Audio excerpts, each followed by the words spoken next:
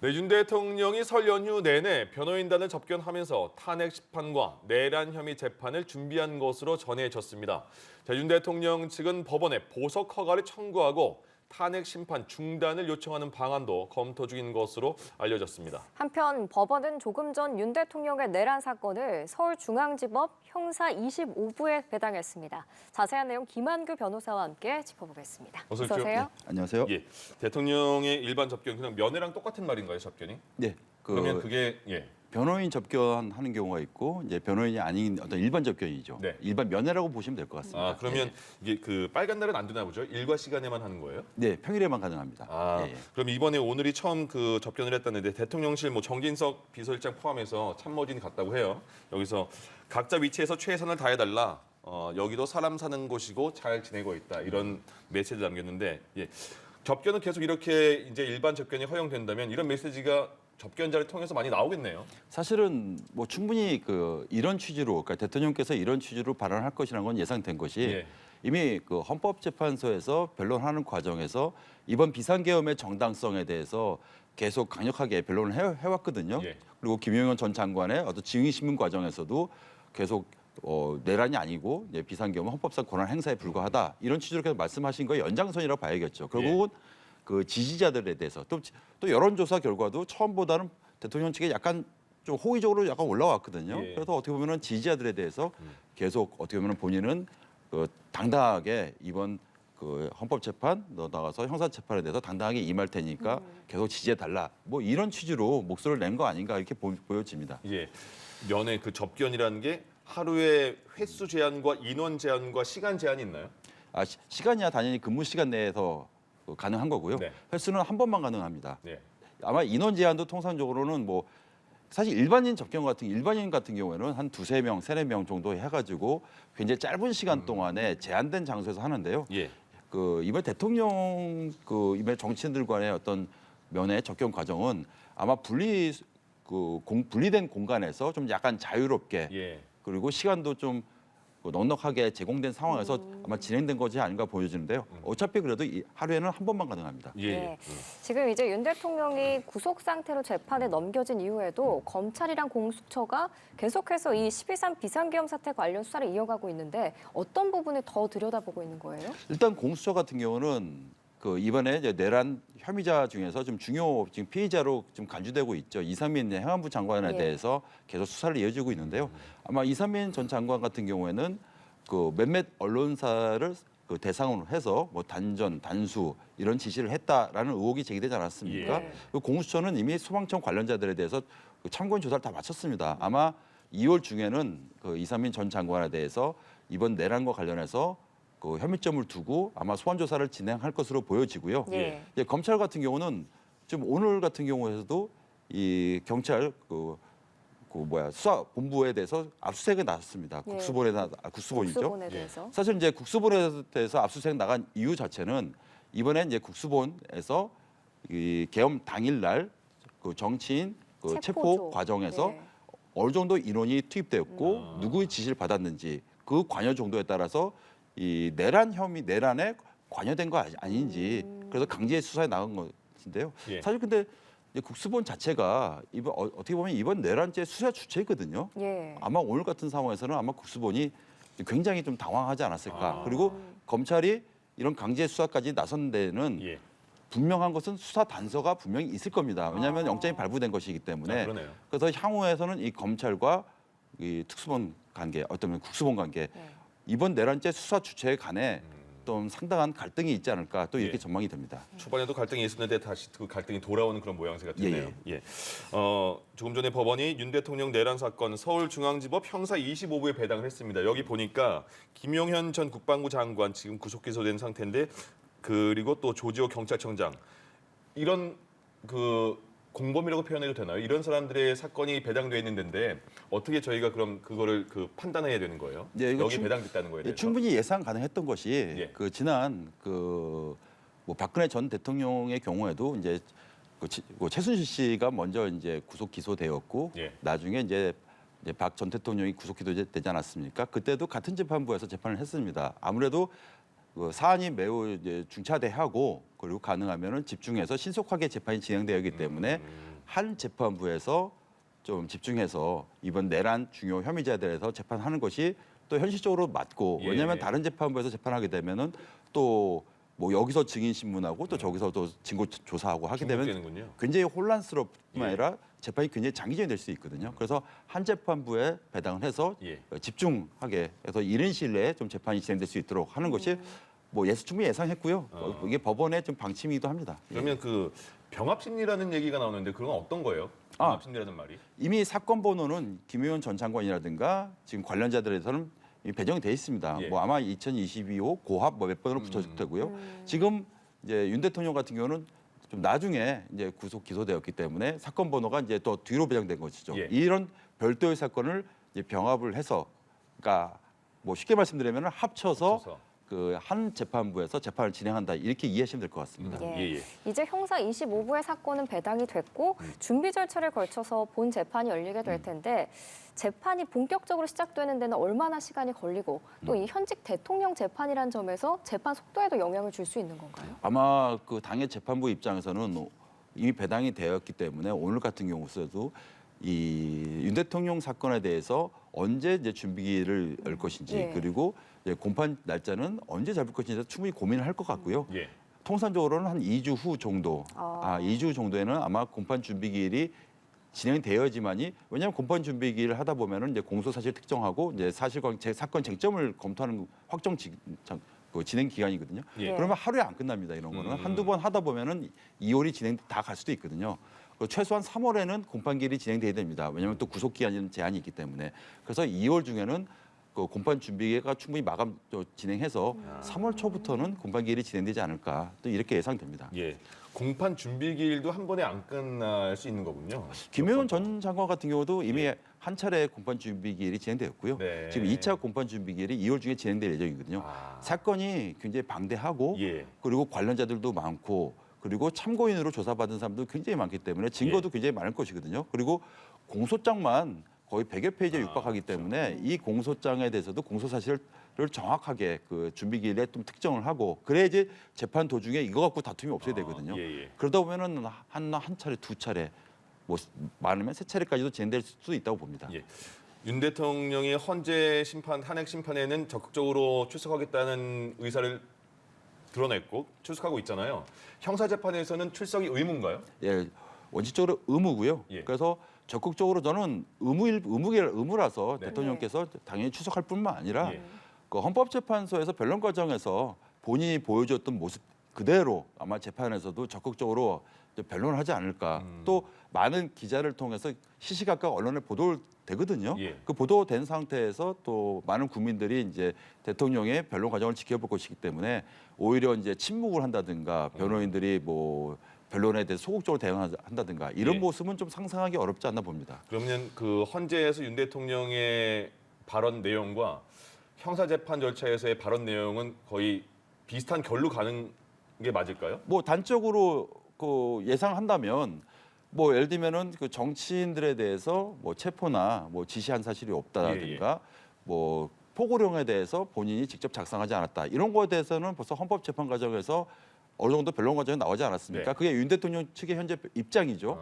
물론 이제 검찰 수사 결과는 전혀 다릅니다. 예. 예. 이 부분에 대해서는 오히려 적극적으로 변론을 하고 또 수많은 증인들에 대해서 뭐 증거 부동이라서 많은 증인들이 이제 출석하게 만들고 뭐 이런 어떤 재판 진행은 충분히 좀 예상이 됩니다. 그러니까 지금의 검찰 공소장 김영현 전 장관의 공소장과는 내용이 지금 헌재에서 발언하는 게 완전 다르잖아요.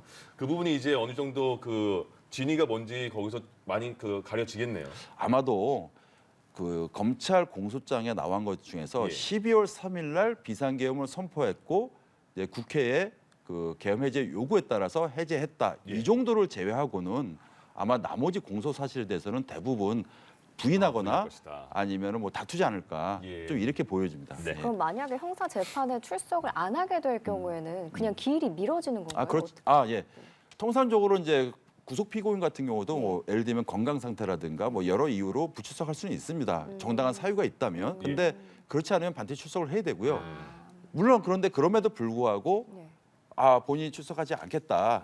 이렇게 하게 되면은 뭐 강제 구인도 할 수 있겠지만은 현재 대통령 2인 이상 그거는 예. 좀 예상하기 어렵고요. 아마도 이제 불출석 상태로 변호인들은 반드시 출석을 해야 되고요. 예.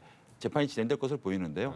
근데 윤 대통령 입장이라면은 그런 모습은 좀 현재로서는 좀 상상하기 어렵습니다. 예. 지금 윤 대통령 측은 방어권 행사를 위해서라도 이제 법원에 보석 허가를 청구한다는 방침인데 이게 받아들여질 가능성은 얼마나 된다고 보세요? 저는 보석 허가 청구를 거의 할 가능성이 매우 높아 보이는데요. 예.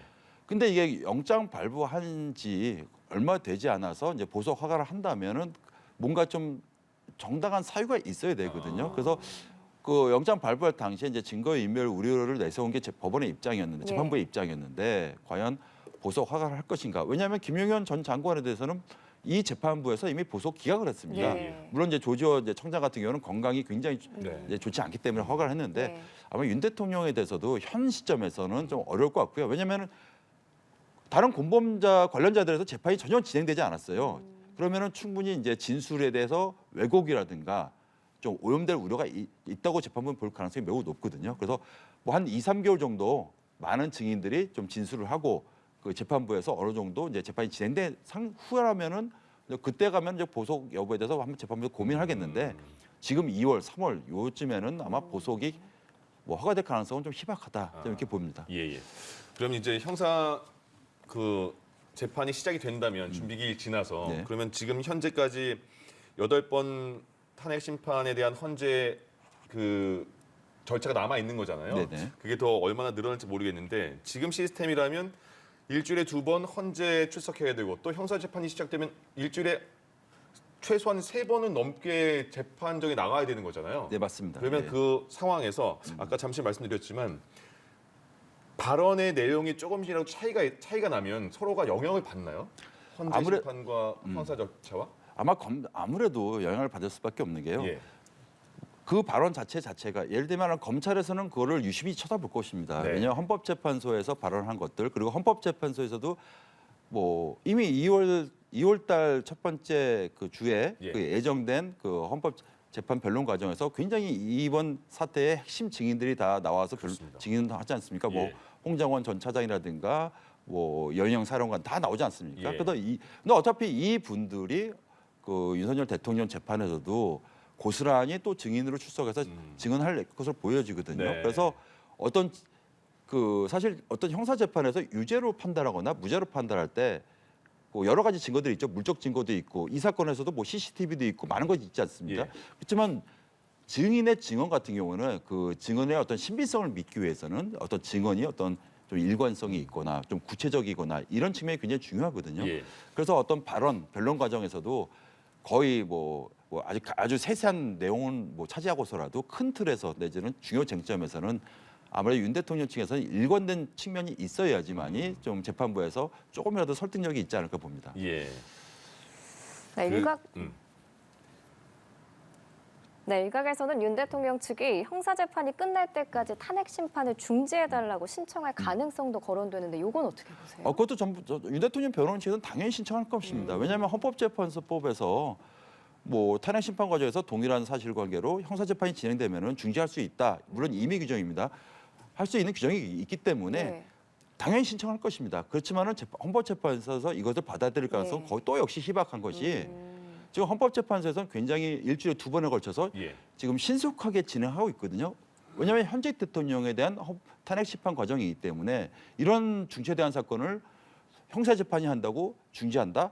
형사 재판이 언제 끝날 줄 알고요. 이게 증인들도 굉장히 많이 나올 재판이기 때문에 이게 예. 6개월 끝날지 1년이 걸릴지 아무도 모르는데 그때까지 탄핵 심판을 중지한다면 지금 대행 체제로 대한민국이 1년 이상 가야 될 수도 있거든요. 아마 이런 부담감이 헌법재판소에 있기 때문에 그것을 받아들일 가능성은 중지할 가능성은 거의 좀 희박하다 좀 이렇게 봅니다. 예, 이제 설 연휴 이후에 헌법재판소의 첫 번째 일정이 2월 3일 다음 주 월요일에 이 최상목 대행이 40여 헌법재판관 후보자를 임명하지 않은 게 위헌인지 판단하는 그 권한쟁의 사건 선고인데 그럼 헌재가 이제 구인 체제로 복귀를 할 수 있을지 없을지 여기에 관심이 모아지는 거잖아요. 아마 헌법재판소가 그 만일 그 위헌이라고 확인을 하게 되면 부작위 위헌 확인을 하게 예. 되면은 최상목 대행 입장에서는 이른 시일에 그 40여 재판관을 임명해야 됩니다. 그러면 예. 이제 구인 체제로 가게 되는데 이제 구인 체제로 가게 되면 뭐 단순하게 8인 체제에서 9인 체제로 가게 되면은 뭐 한 명이 된 건데 이것이 무슨 뭐 영향이 있겠느냐 이렇게 볼 수도 있지만은 지금 탄핵 과정에서는 이 한 명 추가된 것이 굉장히 어떤 중대한 변수가 될 수도 있습니다. 예. 네. 뭐 예를 하나만 들어보자면은 지금 탄핵 재판 과정에서 지금 8인 체제면 지금 6명만 탄핵에 찬성을 하게 되면은 윤석열 대통령 파면되거든요. 예. 그럼 2명, 3명이 반대하게 되면은 기각이 되는 겁니다. 예. 근데 9명으로 채워지게 되면은 3명이 반대를 해도 6명이 찬성하면 되거든요. 이런 변수도 있고요. 또 하나는 지금 기존에 이 2명 재판관이 추가로 임명되기 전엔 6인 체제 아니었습니까? 예. 6인 체제일 때는 그런 말이 있었어요. 그 헌법재판소도 6인 체제로는 탄핵 결정을 못한다. 왜냐하면 헌법재판소에서는 반드시 7명이 심리를 해서 6명이 결정해야 되거든요. 그런데 문제는 4월 달에 2명의 재판관이 문현배 지금 이미선 재판관이 이제 퇴임을 하게 됩니다. 예. 그러면 2명이 퇴임을 해도 7인 체제 아니겠습니까? 그럼 4월 이후에도 이게 헌법재판소에서 탄핵 심판을 계속 할 수 있는 거게 되는 거예요. 그래서 한 명 추가되는 것이 예. 굉장히 많은 변수가 될 수 있다. 예, 이 말씀을 드리고 싶습니다. 예. 그러면 그 지금 말씀하신 4월 중순에 두 분의 재판관이 퇴임을 하면 지금 헌재에서는 그 전에 선고를 내릴 가능성이 높다고 봐야 될까요? 원칙대로라면은 예. 그 2명의 재판관이 퇴임을 하게 되기 때문에 예. 가능하면은 어떠면 이번 탄핵이 사실 인용될지 기각될지는 현재로서는 아무도 예측할 수는 없지만은 예. 그 결과에 대해서 최대한 정당성을 확보하기 위해서는 예. 헌법이 예정하고 있는 9명인 체제에서 판단하는 것이 그래도 그 결과에 대한 신뢰의 담보성이 높아지거든요. 그래서 아마도 지금 이렇게 속도전을 계속 높이고 있는 것은 예. 그 이 2명이 특히 문현배 재판관 입장에서는 본인이 이것을 주심으로 지금 재판관으로 진행하고 있는 상황에서 2명이 빠지게 된다면 7인 체제로 결론낸다. 지금 안 그래도 이 탄핵 재판 과정에서 많은 국민들이 좀 이견을 서로 들이대면 갈등하고 있지 않겠습니까? 예. 그래서 가능하면 헌법재판소는 4월 초 이전에는 결론을 내리려고 아마 속도전을 계속 낼 것으로 예. 보여집니다. 그 다음 주 그러니까 헌재 탄핵 심판과 관련해서 증인 신청이 아까 말씀하셨는데 2월 4일과 2월 6일에 굉장히 그 윤 대통령 입장에서는 중요한 반대되는 증인들이 많이 나오는 거잖아요. 네, 황장원 맞습니다. 국정원 1차장도 나오고 방첩 사령관도 나오고 특수전 사령관도 나오고 이런 상황이면 그럼 헌법재판소 안에서도 그 공방이 굉장히 치열할 거라고 예상이 될 수 있을까요? 아마도 굉장히 그 뭐 긴장감도 높을 뿐만 예. 아니라 그 변호인과 아니면은 소추인 측 간에서도 뭐 언성이 높아지거나 뭐 아마 윤 대통령 입장에서는 직접 예를 물어볼 수도 들면은 있잖아요. 뭐 홍정원 전 1차장하고는 직접 통화하지 않았습니까? 예. 물론 거기 뭐 연현 수사관도 마찬가지입니다. 다 이게 대통령과 직접 통화한 사람들이 많이 지금 증인으로 나오고 있어요. 예. 그럼 그 과정에서 뭐 진위 공방 결국은 저거 아니겠습니까? 정치인에 대해서 체포를 지시했느냐, 지시하지 않았느냐, 뭐 이런 부분들이거든요. 예. 그럼 거의 사실관계에서 뭐 단어 선택에서 좀 왜곡이 있었다든가, 내가 언제 그런 말 했느냐, 사실 난 이런 말을 하지 않았느냐, 충분히 이런 것도 가능하게 되고 예. 그렇게 되면 또 이제 소추인 측에서도 다시 한번 또 뭐 반대 신문 내지는 뭐 재반대 신문 하거나 뭐 이런 과정이 전 진행될 것으로 보여지는데요. 예. 저는 오히려 저게 우려됩니다. 이 4일날 재판부 헌법재판소에서 하루에 증인 2명, 3명을 진행할 것으로 예, 3명씩 하더라고요. 예. 90분씩. 저는 그게 예. 가능할까 싶은 게 예를 들면 1시간 반으로 설정했습니다. 사실 예. 근데 일반 형사 재판 절차에서도 굉장히 사건에서 핵심적인 증인 같은 경우는 뭐 3-4시간 걸립니다. 아, 세네 길게 시간. 한다. 예. 왜냐하면은 예를 들면 이겁니다. 뭐 홍장원 전 1차장이 나왔습니다. 예. 그러면은 뭐 소추인 측에서 여러 가지 뭐 신문하지 않겠습니까? 예. 신문하고 그러면 이제 윤 대통령 측에서 이제 반대 신문하고 예. 이 과정에서 끝나는 게 아닙니다. 예. 그러면 다시 소추인 측에서 반대 신문한 것에 대해서 다시 한번 물어보거든요. 그럼 반대 물어보면 또 다시 물어볼 거고. 예. 그러면 이제 헌법재판관들도 궁금한 게 있습니다. 어. 홍장원 장관한테 예. 또 직접 물어볼 테고 이게 어떻게 1시간 반에 너무 가능할까? 짧다. 저는 이런 중차대한 어떤 뭐 탄핵 재판 과정에서 예. 핵심적인 증인 홍장관 전 차장 그러네. 아니면 이인영 뭐 사령관 아니 전직 군 고위 사령관들 예.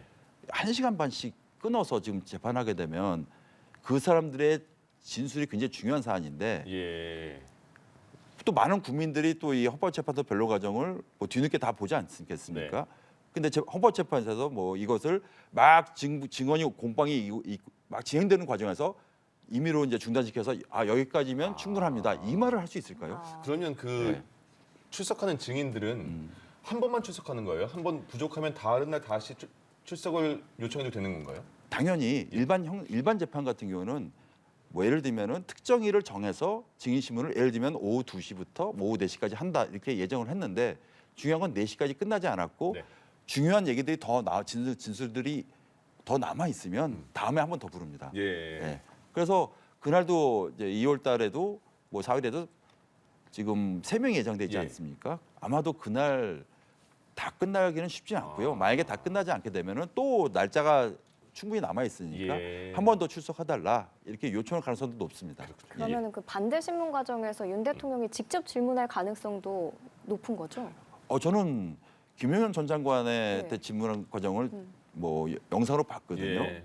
오히려 변호인보다도 더 많은 아. 또 어떻게 보면 되게 중요한 내용들을 많이 물어보시더라고요. 예, 적극적으로 예. 근데 홍 장관 뭐 전 차장뿐만 아니라 이 군 고위 간부들도 윤 대통령과 직접 통화를 했다는 거 아니겠습니까? 예. 그럼 직접 물어볼 가능성이 높아요. 아마 얼굴 그대로 보고 어. 물어볼 가능성이 굉장히 높다 예. 이렇게 보입니다. 근데 이번은 분위기가 그때랑은 정 반대잖아요. 그때는 김용현 전 장관 측과 윤석열 대통령 측은 같은 결의 말을 많이 했는데 이번에는 정 반대된 상황이라서 굉장히 치열할 것 같네요, 정말. 정반대되는 정도가 아니라 예. 그분들은 이미 뭐 국회에서라든가 뭐 다양한 곳에서 이 뭐 본인들이 헌법재판소라든가 형사재판에서 증언할 내용들을 이미 국회에서라든가 이미 증언했어요. 예. 예, 증언했어요. 만약에 이제 그 내용들에 대해서 그대로 얘기하게 되면은 아마 윤 대통령한테 굉장히 불리한 내용 아니겠습니까? 예. 그래서 많은 내용을 대해서 반박을 할 거고요. 근데 거꾸로 국회에서라든가 이런 다양한 곳에서 증언한 내용과 다른 내용을 증언한다면 예. 이번엔 또 국회 소추인단에서 또 맹렬하게 또 증인 신문을 할 것이기 때문에 아마 굉장히 어쩌면 2월 첫째 주 헌법재판소에서 진행되는 이런 증언 신문 과정은 이번 헌법재판소 탄핵 과정에서 매우 중요한 변론 네. 일자다 이렇게 봅니다. 그렇군요. 마지막으로 짧게 예. 검찰이 윤 대통령에 대해서 내란 우두머리 혐의만 적용해서 재판에 넘긴 상태인데 만약에 탄핵 심판이 먼저 끝나서 거기서 파면 결정이 날 경우에는 현직 대통령 신분이 아닌 거잖아요. 네, 맞습니다. 그때 이제 추가 기소할 가능성도 있을까요? 거의 뭐 만약에 탄핵으로 결정이 나서 이제 네. 파면된다면 이제 민간인 신분 아니겠습니까? 그때는 이제 검찰은 자유롭게 다 기소할 수 있어요. 그리고 검찰은 이미 그것도 대비할 것으로 봅니다. 공소장도 이미 뭐 추측하자면 뭐 작성도 초안도 나오지 않았을까 싶은 게 직권남용으로 바로 기소할 겁니다. 그러면 구속 기간이 또 6개월 연장되거든요. 네. 그건 충분히 예상 가능한 시나리오입니다. 예. 알겠습니다.